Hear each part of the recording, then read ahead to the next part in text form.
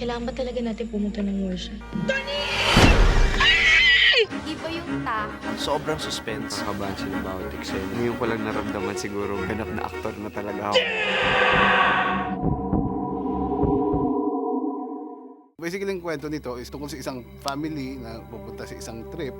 Then, nagkaroon ng reroute. Napunta sila sa isang lugar na hindi mo dapat puntahan. Dito sa Strangers, ako si Dolfo. May pamilya siya. Pero sa di inaasahang pagkakataon, may nangyari. And doon nagsimula yung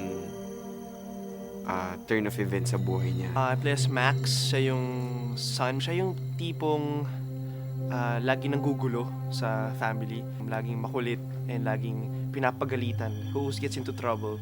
Kahit di naman niya sinasadya. Yung character ko dito, ako si Pat. Typical teenager na siguro, in a way, mas masasabi mo siya sa rocker side. Parang pagtitingnan mo siya may sariling mundo. Pero syempre, dahil sa typical teenager, may pinagdaraanan. Ang character ko po dito, si Crispin. Si Crispin yung tipong anak na parang may gustong patunayan. Tungkol siya sa isang family na napadpad sa isang baryo. Nag-last supper daw si Jesus. Si Judas nag-last supper din mag-isa. Kumain daw siya ng laman at uminom ng dugo ng tao. Yung nagbigti, hindi daw si Judas yun. Yun daw yung taong kinunin niya ng dugo. The movie is about a family. Parang yun yung bonding nila. They go to different towns. That's where the story begins. I'm playing the role of Evelyn. Bale, anak ko dito si Julia Montes and Enrique. I play of course, the grandfather of the family. Kung bago yung pinakamatanda dun sa pamilya. What's interesting about the movie is that mayroon siyang fresh na input, no, on old stories. Ako yung driver, pangalan ko si Tuning. Driver ako for the family of Enrique and Julia.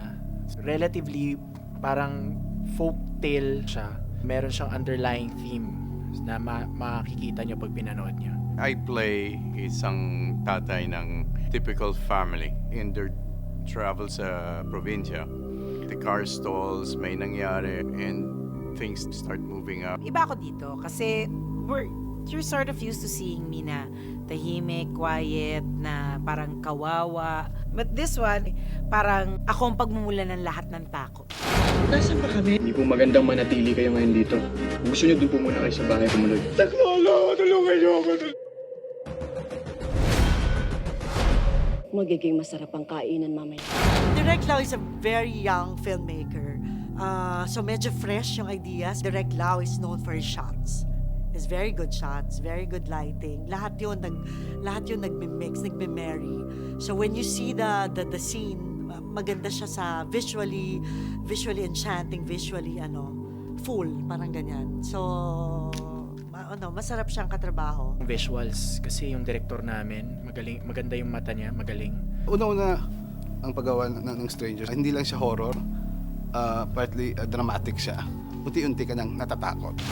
The story, syempre lahat nandyan family, may din yung love. May love din yung dalawang characters dito. Si Encho at si Julia. May mga comedy din, si Miss Janice de Belen, nandun siya. Si Paloma. Every taste of every kind of movie, meron dyan.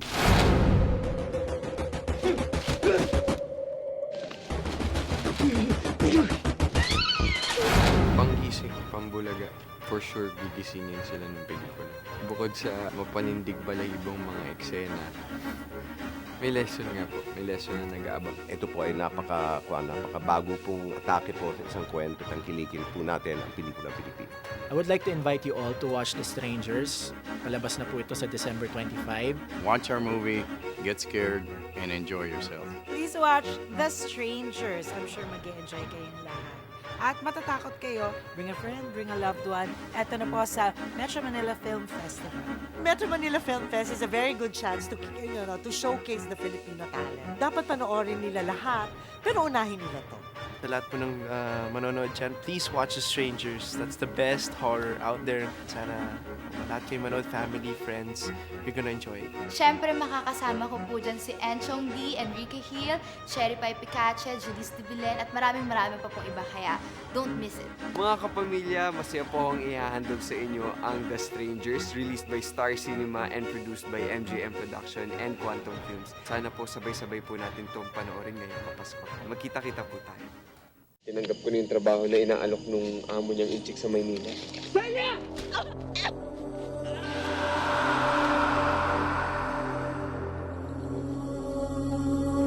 Kailangan ba talaga natin pumunta ng Morsha? Dumaan kayo sa Kabitongan.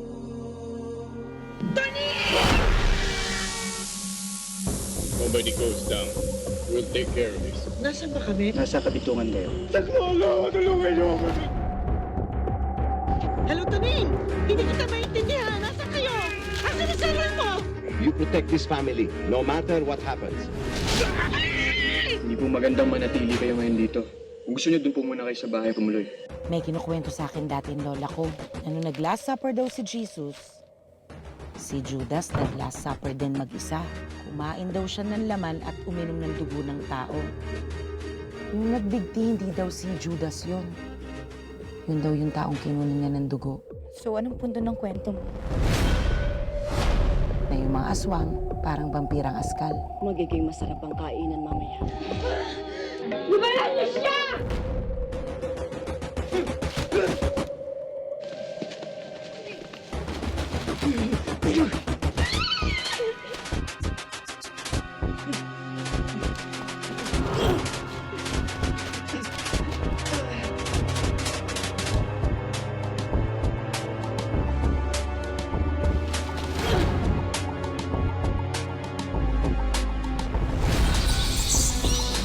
Umas na kayo dito. May panganib na darating. Malapit na.